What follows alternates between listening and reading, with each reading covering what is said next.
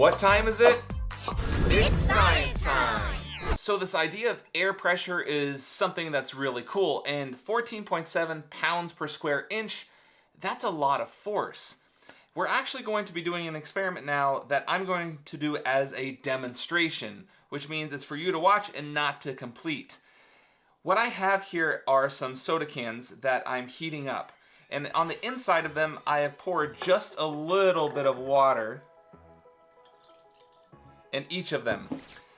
As the water starts to boil, it's going to produce steam, and that steam is going to come out of the can, and we can actually see that starting to happen.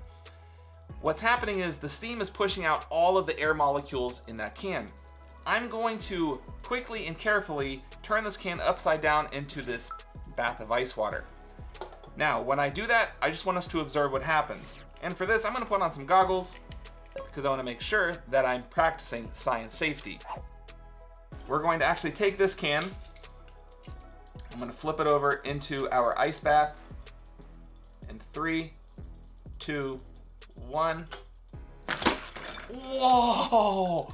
Oh my gosh! Look at that. It literally just destroyed the can. And that's because of air pressure. When we closed it like this, the remaining air on the inside condensed and contracted.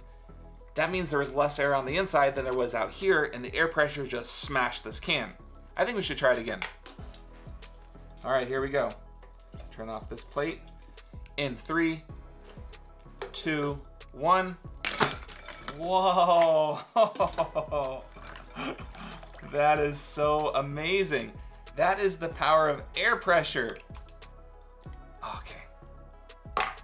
We got 2 more cans. We might as well just try them, right? Here we go. It's so fast and it's so powerful. It's literally jumping out of the tongs. I mean, look at these things. And we have one more. Wow.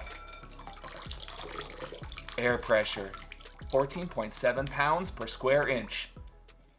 Thanks for being part of our crew today and checking out this short clip from DIY Science Time. If you like this clip and you want to see more exciting science, check out the full versions right here on the channel. Be sure to subscribe and stay tuned for more exciting DIY Science Time.